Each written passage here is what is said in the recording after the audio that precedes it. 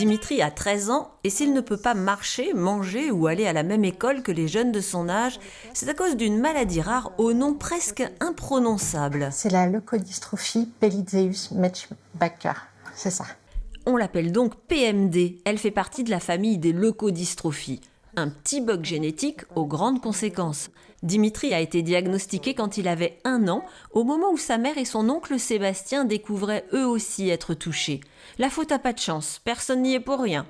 Toute la famille a dû s'adapter. Quitter l'appartement au 3e étage sans ascenseur, trouver un institut d'éducation motrice pour assurer l'école plus les soins dont Dimitri a besoin, kiné, psychomotricité, ergothérapie.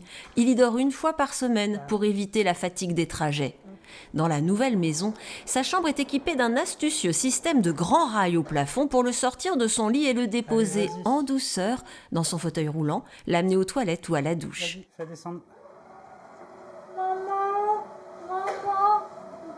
On peut mesurer l'âge de Dimitri sur plusieurs niveaux. C'est-à-dire que d'un point de vue sociable, il a 13 ans, parce que c'est son âge, et à ce niveau-là, il n'y a pas d'impact. Au niveau d'un point de vue moteur, il aurait plutôt 2 ans, voire même plutôt 6 mois. 2 ans, il y a plusieurs âges comme ça. Et du coup, d'un point de vue scolaire, il est plutôt au niveau grande section. Tout est fait pour rendre Dimitri autonome, lui permettre de jouer au petit train avec son frère Timéo, épargné par la maladie, manier seul son fauteuil électrique, sauf quand il est trop fatigué, profiter de la vie au maximum. Au-delà de la maladie, c'est de voir Dimitri avoir un éclat de rire. Ça, c'est un réel bonheur pour moi de le voir rire, de voir les enfants jouer ensemble. D'entendre Dimitri m'appeler quand son petit frère fait une bêtise, de me dire « Maman, Timéo, il touche à mon poste. Maman, Timéo… » Ça, je suis heureuse qu'il prend son rôle de grand frère très à cœur. Ella a joué un rôle central, en particulier dans les premières phases de recherche, pour souligner l'importance de la recherche fondamentale sur les leukodystrophies. Aucune autre organisation au monde n'a fait de même.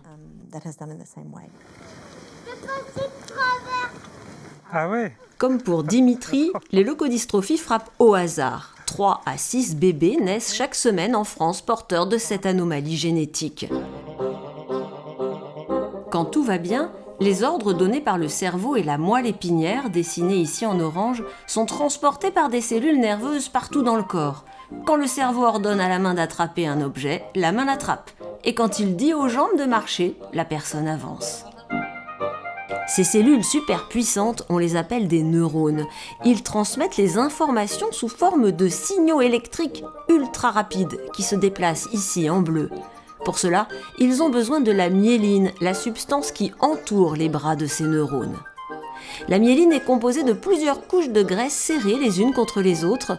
Dans le cas des leukodystrophies, à cause d'un bug génétique, la myéline est grignotée par d'autres cellules. Selon la zone détruite, l'influx nerveux ne passe plus et l'ordre n'arrive plus jusqu'à la main, l'œil, la jambe ou l'oreille, et le malade ne peut plus bouger, voir ou entendre. Progressivement, le corps entier se retrouve paralysé.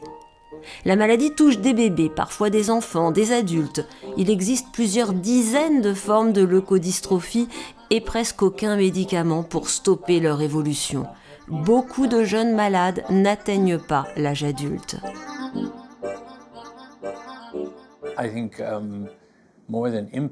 Ella a façonné le domaine de la recherche. Elle devrait être extrêmement fière d'avoir contribué à développer le domaine de la recherche sur les leukodystrophies. Sans Ella, nous n'aurions pas eu toutes ces discussions sur les essais de biomarqueurs et même sur la physiopathologie de base de certaines maladies rares.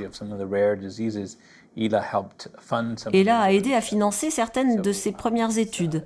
Il s'agit d'une force essentielle dans le domaine et quelque chose dont on peut être très fier.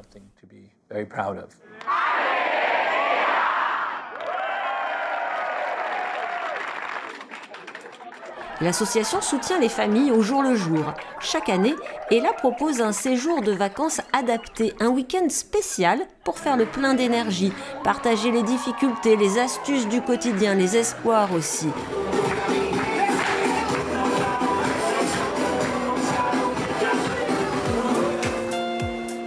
Ici, la piscine est accessible en fauteuil roulant, c'est si rare. Les enfants, même très handicapés, peuvent sentir enfin flotter ce corps qui leur crée tant de contractures, de douleurs.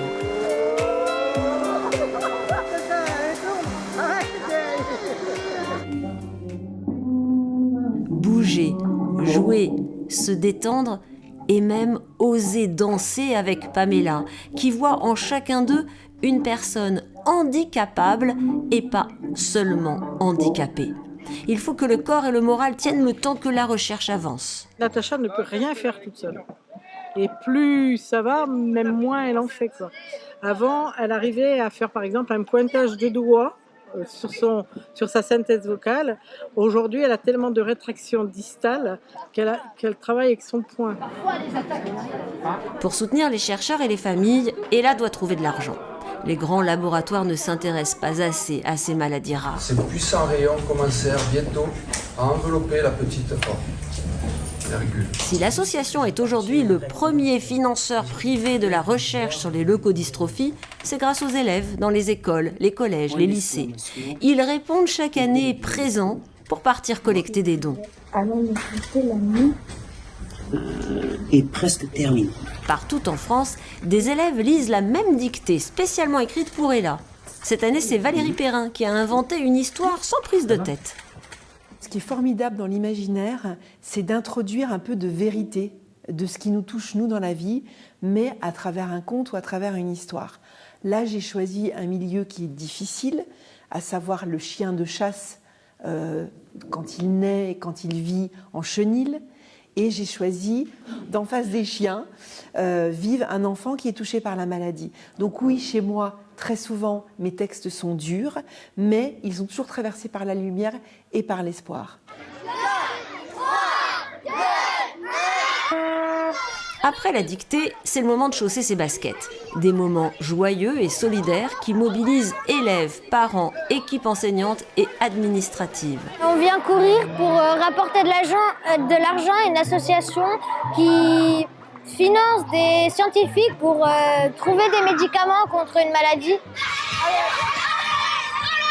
C'était bien parce qu'on court pour des personnes qui sont atteintes de la leucodystrophie et qui, du coup, eux, ont du mal à courir. Et donc, du coup, on leur montre que nous, on peut le faire et donc que eux aussi, un jour, pourront peut-être le faire. Je suis venu courir avec les enfants. Voilà. C'est une belle initiative, la course est là, organisée par l'école de l'Irak. Toutes les écoles ne le font pas, donc je trouvais intéressant de pouvoir un peu apporter notre pierre à l'édifice. D'un point de vue pédagogique, on travaille vraiment beaucoup de choses. On travaille beaucoup sur les émotions, l'empathie des enfants. Un enfant qui est atteint d'une maladie ou même d'un handicap, c'est intéressant aussi que dès le plus jeune âge, on en parle pour qu'il puisse être inclus avec les autres enfants. Ça permet aussi d'être dans le respect, dans la bienveillance. D'autre part, le fait de courir, ça reste quand même quelque chose de pédagogique puisque de toute façon, on travaille tout ce qui est activité sportive en classe. Donc on allie, entre guillemets, l'utile à l'agréable. Aujourd'hui, nous avons organisé une course d'endurance qui s'appelle Mettez basket et bas la maladie. Cette course est faite au profit de l'association Ella. Alors nous courons symboliquement pour les élèves, les enfants qui sont handicapés. Et nous récoltons également des fonds que nous donnons à l'association. Avec presque 380 élèves, nous sommes 3 écoles, l'école maternelle de l'Irak, l'école élémentaire, et ensuite une école de Boé et une école de Saint-Pierre-de-Gobert. Et également, ils ont récolté sur l'école Musas près de 500 € de dons. Voilà, en allant voir les familles, les amis. Alors, au total, pour toute l'école, vous avez couru l'équivalent de 1023 km. Applaudissez-vous très, très, très, très fort! Chercher des sponsors prêts à donner quelques euros en guise d'encouragement, enchaîner les tours de stade pour faire grimper le compteur, c'est tellement utile pour venir en aide aux enfants malades. Il n'y a pas d'âge pour commencer à être généreux. Vous pouvez vous applaudir très très fort. Bravo, bravo, bravo. Des représentants des élèves de toute la France se retrouvent ensuite à Paris pour le prix Ambassadeur organisé par Ella. Un grand rassemblement joyeux pour dire à tous ceux qui se sont mobilisés « Merci beaucoup ». Merci de vous engager pour les enfants malades. On a tellement besoin de vous. Vous étiez 583 000 élèves et 3 444 établissements scolaires. C'est magnifique. Bravo. C'est une super belle mobilisation. Hein. Exactement. Ouais, c'est extraordinaire, merci, Florent. Alors bravo à vous parce que vous êtes certainement un des mouvements les plus importants par rapport à Ella. Parce qu'on est tous d'accord, le plus important dans la vie, c'est la santé. Ça prend la place de tout et ça prend toute la priorité sur le reste. Si on a une bonne santé, eh ben la vie est belle. Mais si on a une mauvaise santé, on est tout seul et on est abandonné. Alors, nous qui avons la belle vie, on va peut-être essayer de voir comment on peut trouver des moyens pour filer un coup de main et équilibrer cette histoire. Alors, quel âge tu as, Paul? Tiens, on va lui donner le micro. 10 ans. Ok. Et alors, qu'est-ce que ça te fait, toi, d'être ambassadeur Ella? Je suis très content d'être nommé ambassadeur Ella. Ça me réjouit beaucoup de pouvoir montrer que même si on est des enfants, on peut représenter une association. On me dit que tu as été aussi très très présent pour tes camarades de classe qui se déplacent en fauteuil roulant. C'est important pour moi car c'est un de mes meilleurs amis et que quand il est arrivé à l'école, je me suis dit que je voulais l'aider. Et ça sera toujours mon ami, fauteuil ou pas fauteuil.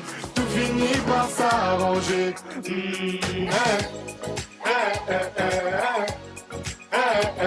À vous. Plus fort. Dans les entreprises aussi, on sait mettre des baskets et rassembler de l'argent. Les parrains d'Ella, sportifs, artistes, écrivains, animateurs, sont là pour encourager les adultes.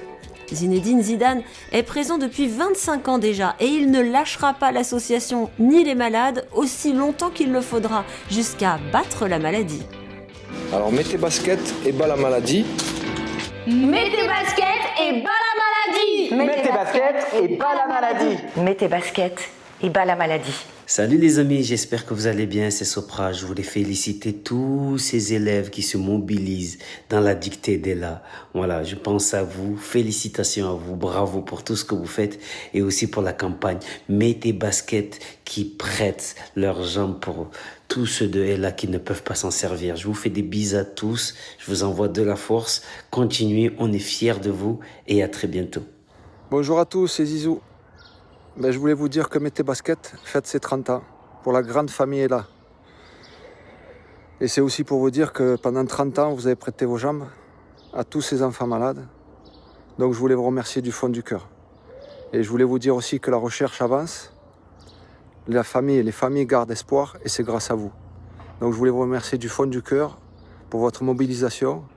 Et je vous dis à très bientôt. Je vous embrasse à tous. Ciao. Y'a que des hommes, y'a que des guerriers, y'a que des hommes, y'a que des guerriers, t'as les hommes. On avance tous les jours, on n'est pas venu déserter. Pas à pas, on touche le but, si t'y crois, faut pas renoncer. Nos sourires sont si magiques, tous pareils, on peut s'entraider. Ne t'arrête pas quand t'as mal, mais plutôt quand t'as tout donné, oui tout donné. Toujours se relever, t'as déjà fait le plus dur, donc impossible d'abandonner. Hey, hey, hey, hey. Ensemble on peut lutter contre la maladie. Ensemble on peut rêver encore de nos vies. La vie c'est musclé, ouais ouais ouais. La vie c'est musclé. Il est temps